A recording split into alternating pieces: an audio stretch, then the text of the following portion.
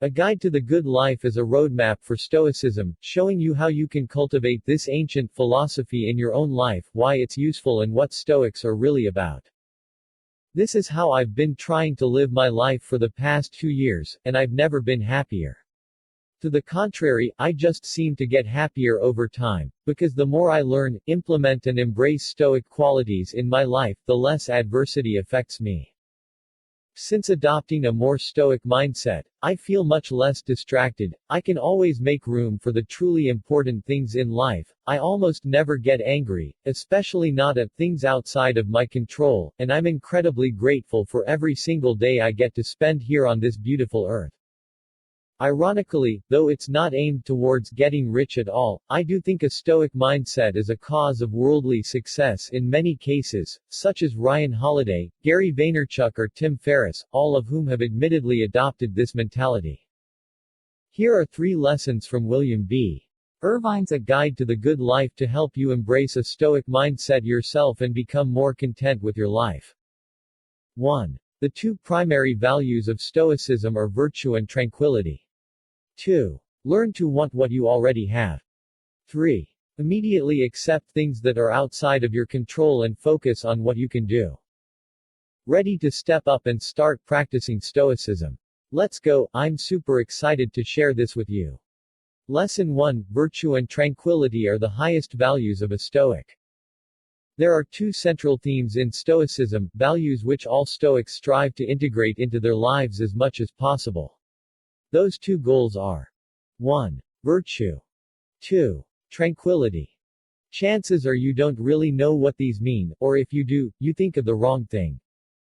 For example, virtue might be defined as having high moral standards, and therefore make you think only monks, priests and Mother Teresa are good examples of virtuous people. But virtue in a Stoic sense is more about living a life that's aligned with your own set of values.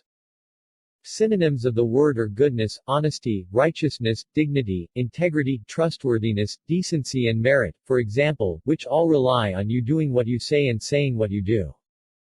In the same vein, tranquility is not about napping a lot or being lazy. Tranquility is the art of ridding yourself of negative emotions. A tranquil person shows great self-control and won't let her emotions dominate her intellect, for example by staying calm in a traffic jam, because she knows getting angry at traffic is useless. Lesson 2. Learn to want what you already have to be more grateful by using negative visualization. One of the worst, yet most common vicious cycle we get stuck in, especially in the Western world, is the hedonic treadmill.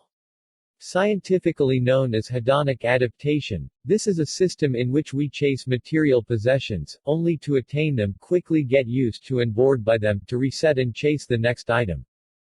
A tranquil and virtuous person knows she must break out of this cycle, and Stoics have one major way of doing so, learning to want the things we already have and appreciating the things in our life. The more you want what you have, as compared to having what you want, the happier you'll be. A very simple exercise you can use to achieve this is negative visualization. Imagine the things and people you take for granted and interact with the most would suddenly vanish and be gone forever. This'll make you feel bad for a second, because the thought of loss is painful, but at the same time it'll give you an instant surge of appreciation and show you how lucky you are to still have them in your life. Lesson 3. Be okay with the things that are outside of your control and internalize your goals for the things that aren't. The biggest step towards becoming more tranquil you can take is changing your attitude towards the things you can't control. This takes 2 steps. 1. Realizing when something is outside of your control right when it happens.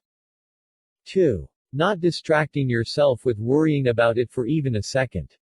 This takes a lot of practice, but once you have it down, it changes everything.